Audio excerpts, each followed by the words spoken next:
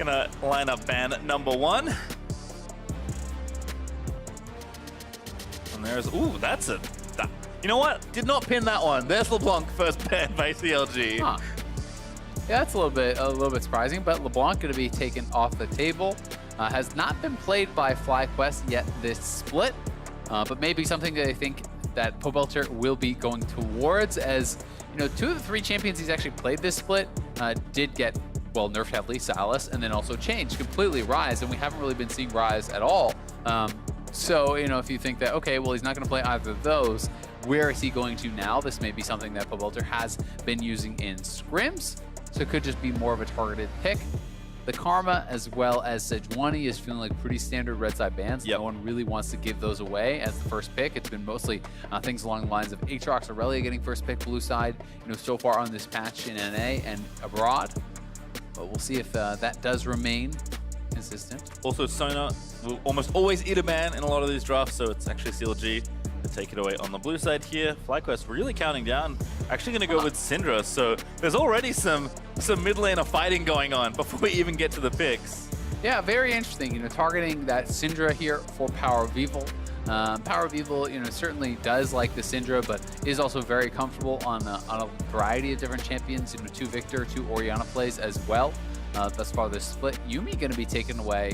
A little bit surprised to see that actually as a blue side ban from CLG, because I feel like that's something they could pick, but they may want to be trying to force like a Sejuani ban or something along those lines, and not willing to do a trade, because if you don't ban Yuumi and then FlyQuest doesn't ban Sej, then it is just a trade, and that may not be something that they're willing to actually look for. Yeah, kind of an interesting first pick no matter what it ends up being. Sejuani may be the ban that makes the most sense, so that is the ban for FlyQuest. Aatrox, so was the first pick that I thought of as soon as I kind of saw this draft unfolding. Yeah, it's certainly possible, but CLG does have the ability to go a different direction. Aatrox certainly has been the most common. Aurelia is also up. We have been seeing, you know, a lot of popularity along the lines of you know, Rumble these days, but I don't really think that we're going to get that as a first pick. Lux support, also very popular. Wow. That's going to be the lock here for Biofrost. 3 of his 6 games have been on this Lux support, so securing this early going to be very powerful for them. There's also the possibility that can go over to mid lane, though it is very heavily played support, and that's where I'm expecting it to go. Yeah, unlikely, so we'll assume support for Bifrost until further notice. That does leave a ton of good, strong solo laners up for FlyQuest, but seems like Tahm Kench's stock is rising. That's going to be the first pick overall for FlyQuest here, as they'll lock in a second alongside it.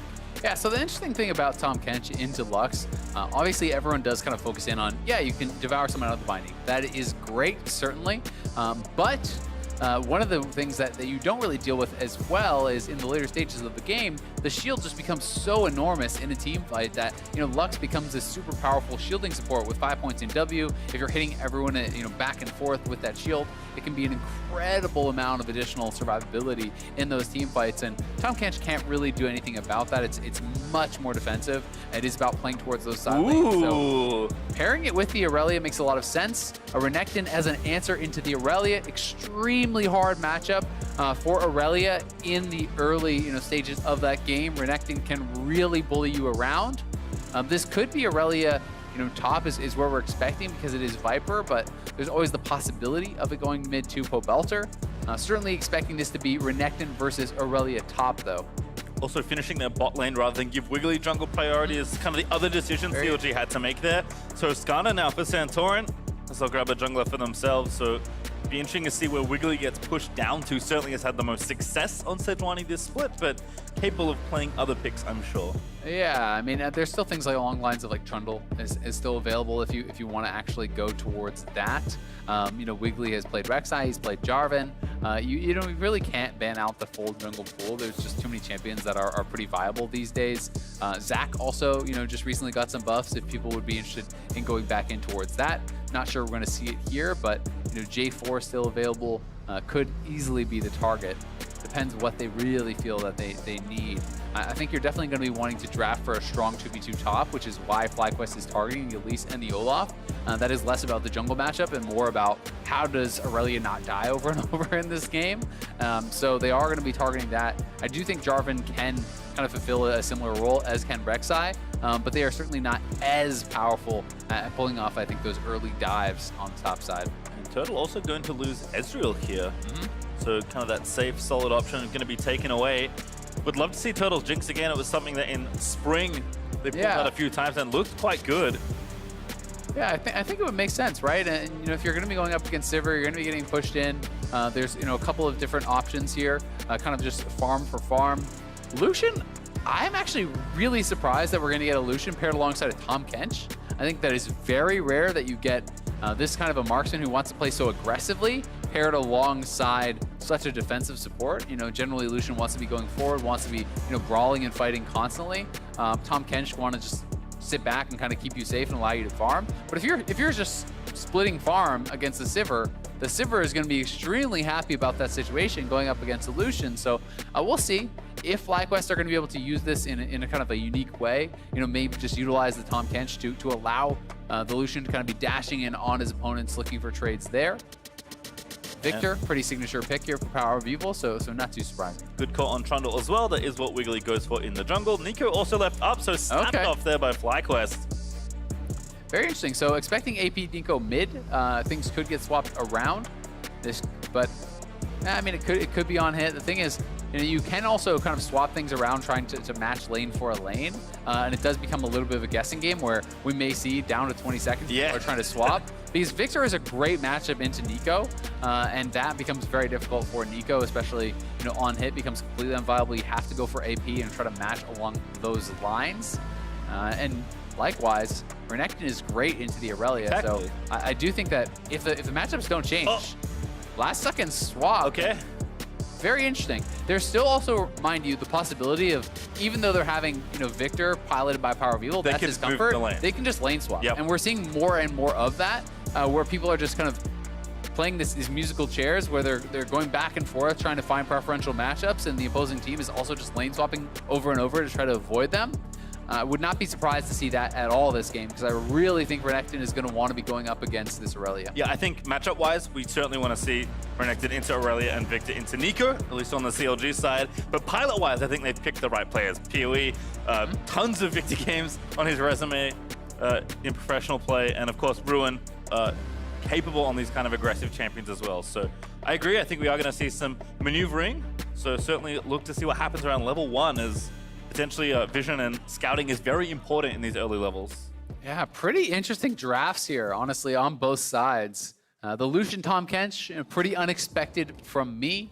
Pobelter going to be bringing out his Aurelia, first play of the split for him. So having to kind of dig down into that champion pool with some of his champions getting nerfed and not seeing as much pro play.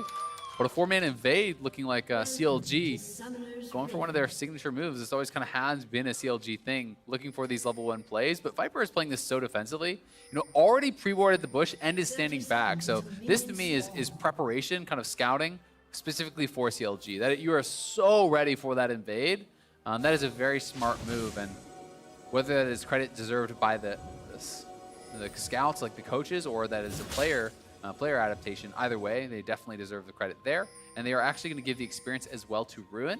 So he gets the last hit and will get that level 2 1 minion faster as a result. So there's always the potential of going a little bit aggressive there. But they are trying to evade and try to get vision down, I think, really to try to track where the matchups are going to be. Oh, there we go. 25 extra gold. He's rich. Takes the Skarner Spire there as well. And it does seem like he's going to hang out in the brush and wait for Aurelia to show herself, presumably in mid lane. Exactly. They're both just going to sit here, and once they show, then they will choose their lane, because they're hunting for these matchups. So Pobelter, as a result, is just not going to show. So they're kind of in this standoff where Pobelter is like, all right, well, if you're going to wait for me, I'm just going to stand in my turret.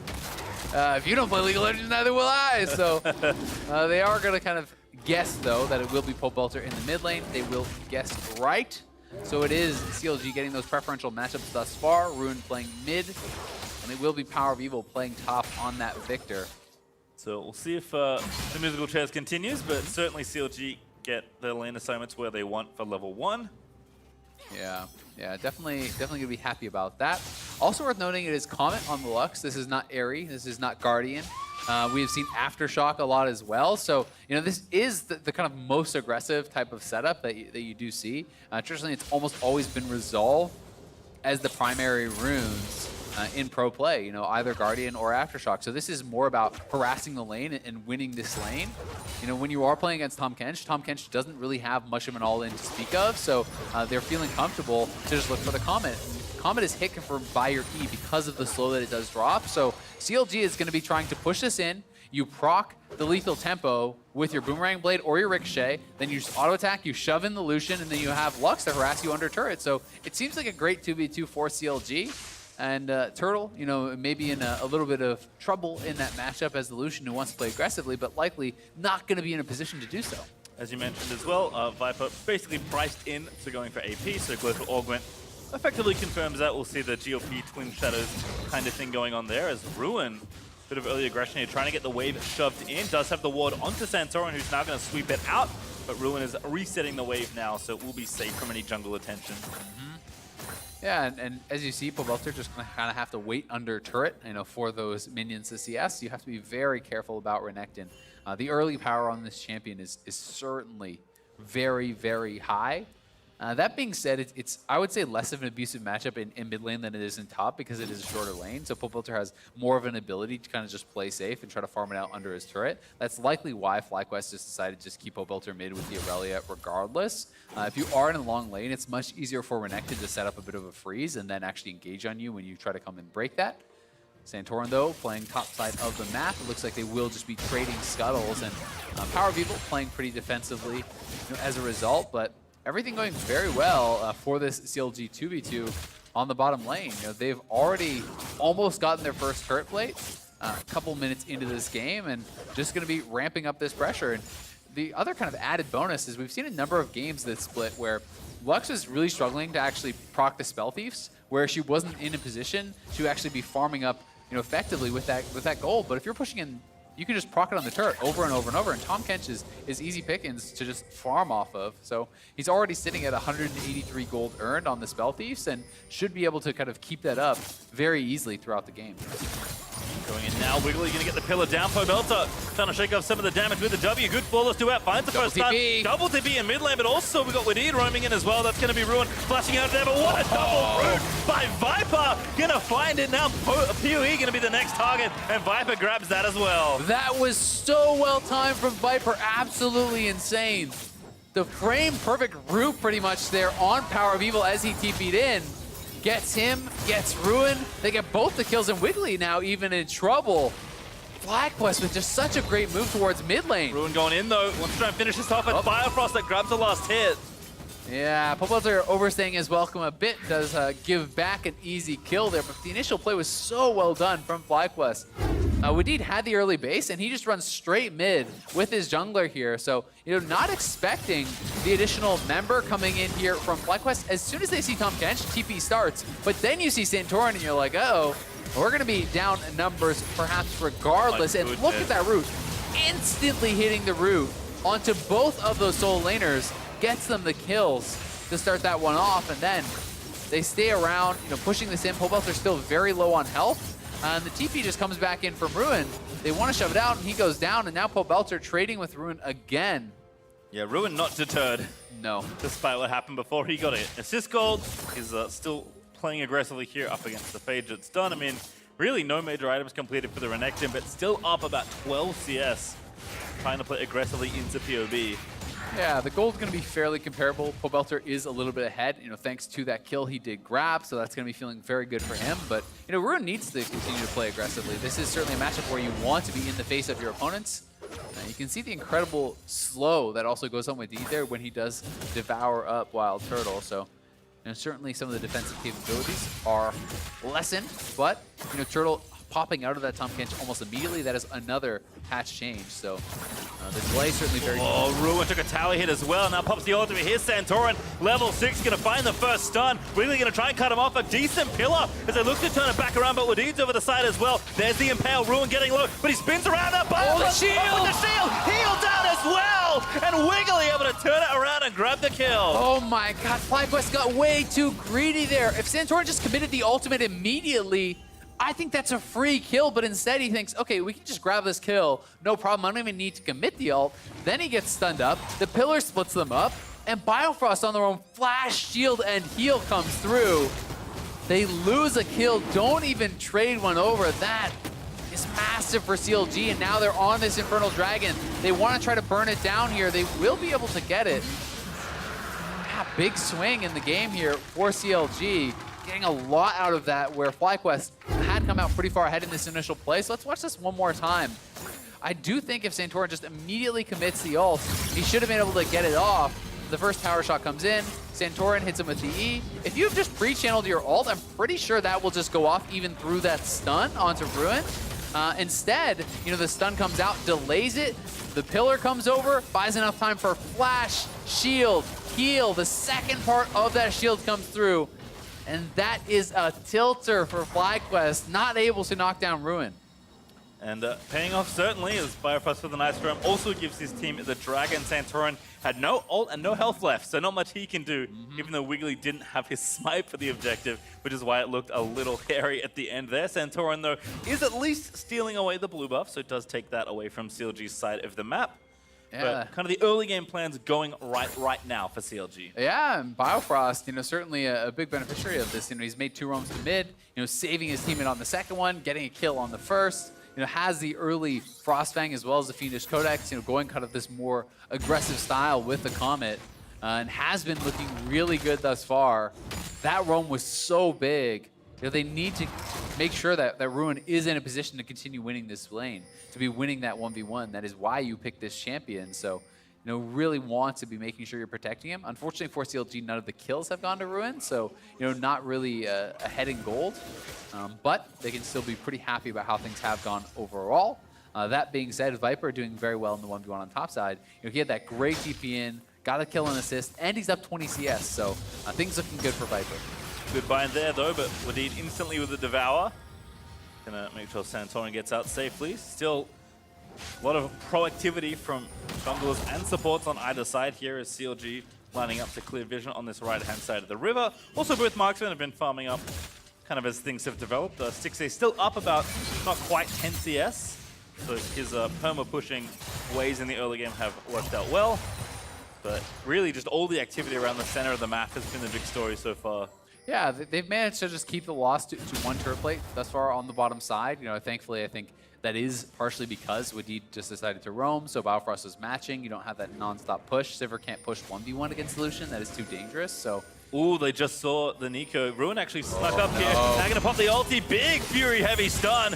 And there's a pop blossom, but Viper is gonna get flashed on. Gets out maybe with a W, but need to try and follow. No, Flash is here for Ruin, but a great route again. Gonna stop the bleeding for now. The laser does get her. The Q spins around, and Ruin able to finally grab the kill. Viper played that actually so well, and it looked like it was gonna be a bit of a pie in the face to CLG as Power People flashed into the ultimate route. And then Ruin flashed into the regular route. It looked like Viper might have almost been able to get away, but not quite with that face check onto the Renekton. So dangerous if he is able to get up on your face like that. And you know, Viper playing this out quite well. The stun coming out, you know, this was really nicely done also from Ruin, but going into that clone, dropping the ultimate route, then flashing into the route there from Ruin. A little bit preemptive. You want to try to flash over that. That being said, they still do get the chase down, they get the kill. They do just have to expend the extra flash to do it. Still a great roam from Ruin at the end of the day, sneaking behind and trying to even things up a little in the top side. GOP, though, is now done for Viper, so he can certainly start to look and leave the lane and try and bully the map elsewhere, or call his jungle up and set up ganks. Nico, very good at assisting your jungler in any sort of kill. And we do actually see the 2 upgrade tier build once again here from Power of Evil. We saw this from Ryu last game. So I guess with the mana ratio on the Q and just being a very mana intensive champion, I can see how this build makes a lot of sense for someone like Victor. Yeah, it's certainly interesting. So a bit of a new adaptation, it seems like, you know, for the patch. People kind of making that move. Certainly hadn't been the build last patch that we had been seeing, you know, when Victor was popping up. But you know, people deciding to go for that additional mana regen, and also Seraphs is always just so strong. You know, that on top of the shield, it's very similar to kind of what we used to see from Ryze when Ryze had the passive shield last patch in addition to Seraphs. Sometimes if you don't initially burst them down 100 to 0, it becomes so difficult to actually take them out. And especially in this kind of a composition, when you also have the Lux shielding coming in across that too, you have to be damn sure that you're going to be able to 100 to 0 him.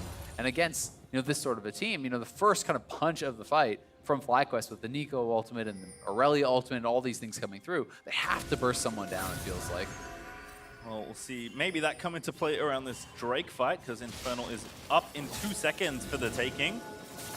TPs are ready for both our topside players right now. In fact, all 4 TPs are up from the top half of the map. Cobalt are going to get a stun onto Ruin, but no ultis expended. His team still posturing for a bit of real estate here around the Drake. Yeah, and both top laners, not joining just yet, but they do have teleport available. Pobelter and Santorin are waiting on a ward, so really full knowledge from both teams of kind of what the other squad is doing. CLG going to look to just try to get control of the lanes, push these up before I think they make their move. Ruin trying to shove this in, trying to kind of posture aggressively here and see if they can get any sort of advantage before they make their move. Also another 2v2 brewing. Pobelter again going to be the target. Here comes Viper's TP though. Wiggly chasing in. Maybe a bit too far, but Santorin went deep for Ruin to get the Impale down. Santorin able to finish it off as Viper has the pop loss and has set it all up again as Pobelter now getting low. The Lux laser not going to connect. So Pobelter will get away. 2 times now, Viper with very effective teleports. He'd already backed off before that fight started, so he could not be interrupted there by Power of Evil. And as a result, off of Viper's TP, FlyQuest will grab the Infernal and even that right back up. Big win there for FlyQuest. I mean, even in kills, currently even in turrets, even in gold, and now even in Drakes. They're even the same type. Very close. Yeah, and Pobelter is falling behind, or rather, he's putting Ruin behind in this matchup that Ruin picked for the counter pick. And here this is one more time. The much faster teleport coming through from Nico. Santorin flash ults him right back into the waiting arms of Viper, hits the root, hits the Pop Blossom. It's full retreat for CLG. Pobelter sidestepping the Lux ultimate is able to get out, and that means it's an easy dragon now for FlyQuest. And the Renekton thus far really not working out. FlyQuest is just playing very well around this mid lane, and it's now not only the CS advantage, it's the kill, it's the CS, it's a lot kind of going in the favor of Pobelter. But Biofrost able to steal away that scuttle. Pretty nicely done. Have to see if CLG wants to go aggressively for this Rift Herald here, because plates have now dropped off, so there's not that advantage you can try and get. But of course, getting a turret, especially the first turret, always valuable. So it does seem like they've swapped their duo to the top half of the map. Ruin with some free time in the bottom half of the map, actually taking down a pretty significant amount of the turret's health as well. And it does seem like CLG are committing to playing for this side right now. Yeah, and despite the fact that the Renekton pick isn't going great for CLG, they can still feel very good about the fact that you have a Victor and Sivir who are scaling, right? And that is some serious late game insurance there, where it does feel like FlyQuest comp to me is much more kind of mid game, early game centric with Lucian, the Aurelia. Those are champions that I think you can have more of a difficult time when you get to the full late game against the likes of what CLG is running. So we'll see when FlyQuest is going to try to turn up the pace a little bit here, but Wiggly lying in wait. He's behind him. They may want to go for this. Tixay trying to act natural. Here's Biofrost again. There's Wiggly, surprise! Would he going to be the first target, but he flashes away. And plays off now for CLG. Yeah, but still, nice little play. Going to be lying in wait in that brush. Does get the flash off of Wadid, which not only makes it more dangerous for him, but also, honestly, for the Lucian too. For those carries, because they're not going to have that additional safety of Tahm Kench flash devouring them if they do get caught out. A little bit separated away. Pobelter, though, splitting it up on the bottom side. Has kind of been a lot of what he has really been liking to do this split. A lot of Rise games, heavy split push focus. Playing some Jace, split push focus. Now here on the Aurelia. He's going to be closing in. No, he already has the Triforce, so that is really big buy, and you're going to start to feel like you can win those 1v1s against Ruin at this point. Black Cleaver is nice for the Renekton, but we'll see how those play out as Pobelter returns to that half of the map. FlyQuest also have just rotated extra people up just to make sure that CLG's really pushing top lane attack. Given a little bit more attention. He's Tixay forced to play a bit more defensive because his jungler has left the area, and there is still this Herald to try and play for. Double control, let's see if the CLG are going to get taken out. Yeah, I think FlyQuest should be playing aggressively for the Herald. It makes a lot of sense. They have great vision in this whole area along the map. You can see this whole line of wards here. They have a line of defensive vision here as well. So the river is really kind of well and truly theirs, rather on the side of FlyQuest. So they should be kind of moving towards that. I also think that when you do have, the Triforce on the Aurelia, the Bladed Rune King on the Lucian, you have the Super Soaker on Nico as well. And this is a really strong one-item power spike kind of for all of these champions, and they want to try to utilize that to get neutral objectives and really kind of push that pace to kind of dissuade CLG from being able to just sit back and farm passively and wait to scale. Well, certainly hand was forced as Wiggly went down to the bottom lane to try and make sure Ruin got that first turret, which he did collect. As you can see, 1,000 gold up right now for CLG thanks to that bonus gold. But the Herald does go over, Santorin collects it, and here comes Bifrost looking for the bind. Woody with a nice sidestep does get out of there. FlyQuest safe as they secure the objective. CLG not able to find any extra ticks. And we'll have to see what they can actually get done with this Rift Herald. We are post 14 minutes, so no plates to cash in on. But usually people will use it at this point in the game to try to attack that mid lane. As you're getting closer to 20 minutes, opening up the mid lane turret, giving you more access towards the Baron Pit becomes a very important part of the game, part of the map to really kind of fight over. So we'll see if they're going to be able to go for that. You can see Ruin also building towards Spear of Shojin. So this is really kind of the 1v1 style of build. With Shojin, when you do have that completion, the matchup again can kind of swing back in Renekton's favor. People who are really adept at actually utilizing this with Renekton animation canceling and kind of getting the most of weaving in the autos and actually proccing Spear of Shojin to reduce the cooldown on your abilities, you can get multiple rounds of your stun off in one single 1v1, which makes it very difficult for Aurelia to kind of be actually dashing back and forth and healing up with the Q and stacking up your Q passive as well. To be able to kind of win that fight as you would want to. More of the Ruin we expected to see. He was certainly someone who loved the side lane, both in the TCL and, of course, at NSI when he played during the play-in. So, not an option right now because there's a Drake to fight over. FlyQuest have already started the mountain. Ruin is going to stick there and take the tower. Maybe CLG are just trying for a 50-50. Oh, they're TPing in from behind. They want to commit to this, but Viper, remember, has flash already. Take it all back. Santorin, though, a little bit low. Root in the front side gets Wiggly down. A good ult there from Pobelta, but he's going to get melted down. Power of Evil able to take down the Aurelia, but Ruin quickly dispatched as well. Still CLG, though, have traction on the objective, able to take down the mountain as a bonus. Yeah, still good trade there for CLG. 1-for-1 on the solo laners, but you get the dragon, so they're going to be feeling pretty happy about that. Good collapses from both squads to actually turn and fight the 1 instead of kind of being corralled into the 4. Shojin now already done there from Ruin off the back of that fight, and the Mountain Dragon will be pretty helpful here. Pobelta, though, fully spotted out. He wanted to look for the flank. He comes in, hits the 3-man ulti, but Ruin is behind them, and it's a nice binding onto Pobelta. Remember, that W does not reduce magic damage anymore as of quite a while ago, so the damage coming through from Victor as well as Biofrost, very significant, and is able to burst him down. Yeah. A reminder that we are still looking for FlyQuest to pop the Eye of the Herald and try and take down a turret. Can be tricky if Victor is sitting in the mid lane, just wave clearing forever. In fact, perfect hex core done along with the staff. Looking to get upgraded relatively soon, I would imagine. Means that FlyQuest, if Victor is there, might have a bit more trouble, but actually he's in the side lane right now. Yeah, I mean, he is sitting on 600 stacks, so, working up. But you don't even need him there. You have Sivir as well, right? Like, you have two of the best wave clear champions in the game.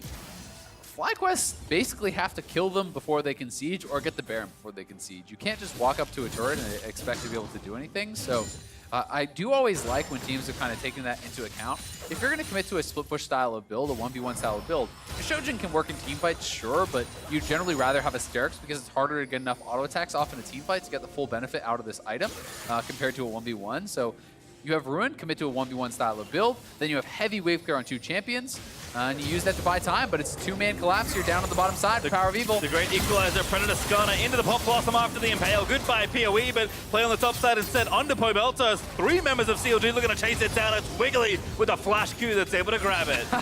It's a little bit of deja vu there as Pobelta and Ruin going down once again, as they did in that Dragon fight. Rather, Power of Evil, excuse me. So now Rift Herald is going to be dropped mid lane. They have taken out the Victor.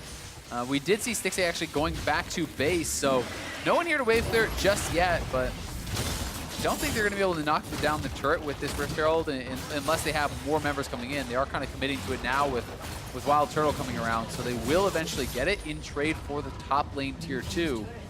And you can see how much of a commitment for vision there has been from CLG up to this topside jungle. Look at all these wards. This is all CLG vision on the other side of the map. This is a really, really nice setup. That is pretty much ideal for a split pusher. There's no way you can really be approached without knowing where your opponents are coming from. Pobelter, wave clearing here up on the top side. Ruin straight in onto him. Biofrost flashed, binding out of that stun from Renekton, and then Wiggly coming through. Another flash to chase him down and take him out. So pretty expensive kill. It does cost them 3 flashes, but they do end up cleaning it up. So mid lane outer did go down, and bot lane outer there for FlyQuest, so they'll keep the turrets pretty close to even. Turtle did have to TP in mid lane to make sure the outer turret fell in mid, but not a particularly big investment for an AD. Yeah, Not not happy to make the trade. And I think he had to, right? You know, it didn't look like they were actually going to get it until he did TP in. I don't think TK and Shelly going to get a turn. Yeah, they weren't going to be able to. So drop the ward, he TPs in. Nice little move from them there. But quietly, I mean, 60 hasn't really been a part of the game at all, but you're going to be really It's happy. a Civic Classic. Exactly. I mean, Lucian's sitting at 23 minutes, 1-0-0, 2 items, that's fine, right? But you're going to be very happy to be Sivir at this point and just kind of had a smooth farm game where you're working towards your IE. At that point, Lucian's never going to be as strong as you when you're on 3 items as Sivir from then till the end of time. So it does get very difficult, but Santorin looking for a play here. Just glory pop, very speedy Scorpion, but Pillar is going to block out any potential attempt. So CLG disengage from that possible engage. Yeah, you can also notice 2 QSSs have actually come through here for CLG. You'll note it is on the solo laners, the guys who are very likely going to be out in those side lanes. And Santorin, wants to be able to collapse, potentially in combination with Wadi to actually punish any sort of side lane play. The QSS is going to be a bit of an answer to that, going to make it much more difficult. And also, if Ruin were to TP into the back of a team fight, you can't just Skarner ult him and then turn on him and kill him for free. You're going to need a little bit more than that, certainly. And also pretty helpful in the 1v1 against Nico with both the root and the Pop Blossom root. So a lot of uses for that, and going to be feeling like a pretty good buy. CLG trying to shove mid here because there's a Drake they want in 5 seconds. The mountain will spawn. Viper actually in a pretty good flank spot of his own. As the team's trying to step around the play, there's the flash into Biofrost, and Torin has found a good target, and that's going to be a kill as Wadid on Turtle. Able to flank around as well. Pobelter with a nice ulti on the power of evil. Now Stixxay going to have to fight his way out of there. The Pop Blossom goes, he finds the root, but Stixxay flashes out, and also I think PoE barely escaped on the other end. It's now Ruin who's going to join the fight. Spear on top. Wadid with the cleanse does get out of there. Yeah, Wadid able to escape with his life, and they do get the kill on Biofrost. So 1 for 0 there from FlyQuest. Very close fight. A lot of summoners on both sides. But CLG have more health in the tank, and they're going to be the ones to go grab the second Mountain Dragon. Infernal plus double Mountain.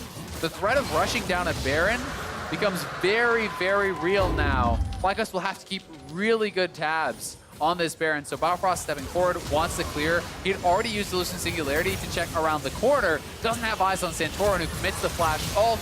Then Wadid, Turtle flashing in from behind, not quite able to kill off Power of Evil. The shielding coming through from the Seraphs and the Q means that he is able to survive. Turtle has to flash out. Wadid also has to use that cleanse and get out of there.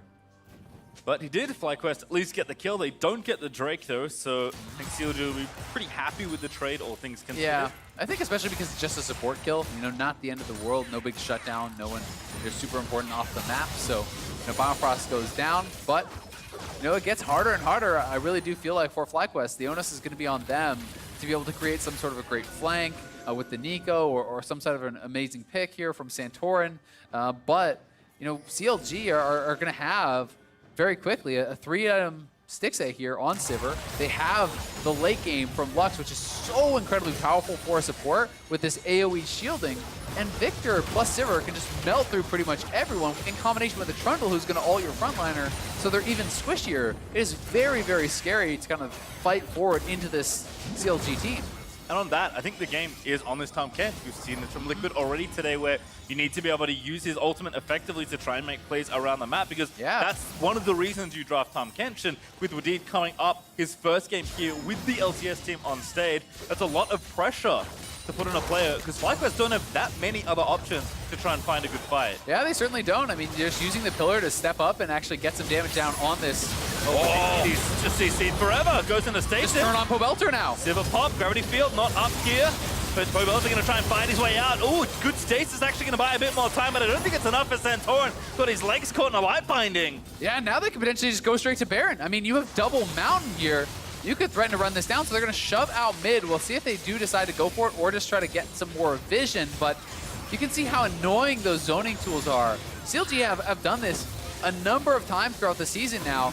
Losing Singularity on one side, Gravity Field on the other, the Trundle Pillar goes down. It's so hard as a short-range marksman like Lucian to walk forward into that to try to clear out the wave. Lucian's wave clear is already very unimpressive, so you're very, very reliant on Viper as kind of the only safe wave clear whatsoever.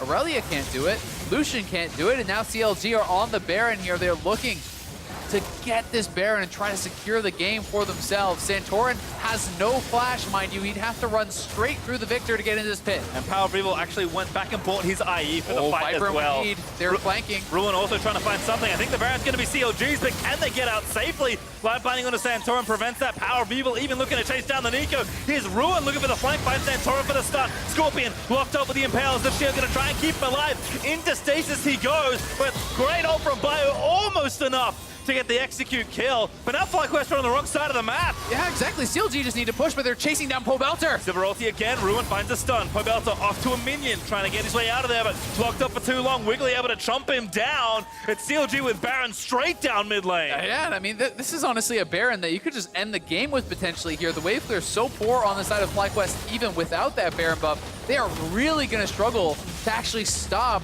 this Baron push whatsoever. You have so many zoning tools. And Power of Evil just, there it goes, Gravity Field drop down. Now you have to back off as the Nico. They can step forward and poke away at this. You can see Ruin pushing in the top side. 2 inhibitor towers, very, very low. Oh, another fight found Mujeed, found the Devour under Santorin, but he might get himself killed in the process. Power of Evil over to chase down one. It's Wiggly that finds a second. In fact, PoE even looking for more. He's going to force Turtle away. And that's one in hit broken, but CLG, they are going to go in for the kill. They find the root, the pop blast from Viper does buy a little bit of extra time, but the Nexus will now be in pieces as CLG will find yet another win. And Pobelter back to respawn only to watch himself die again as Counter Logic Gaming claim victory. CLG looking good once again here. Wiggly, a deathless game, 4-0 and 5 on the Trundle. They made it work across the map. You know, there's some really active early games from both teams. A lot of fighting around this Renekton Aurelia matchup, trying to kind of protect their laners and trying to put them ahead in this pivotal matchup. But it was CLG, despite the fact that they were kind of losing out on that 1v1, that FlyQuest was making some good plays. They were just passively, slowly kind of losing the game because you have a Sivir farming evenly against the Lucian, you have the Victor farming out against this Nico, and CLG had an incredibly strong late game, which FlyQuest had no answer for once they got there. And it feels like we're starting to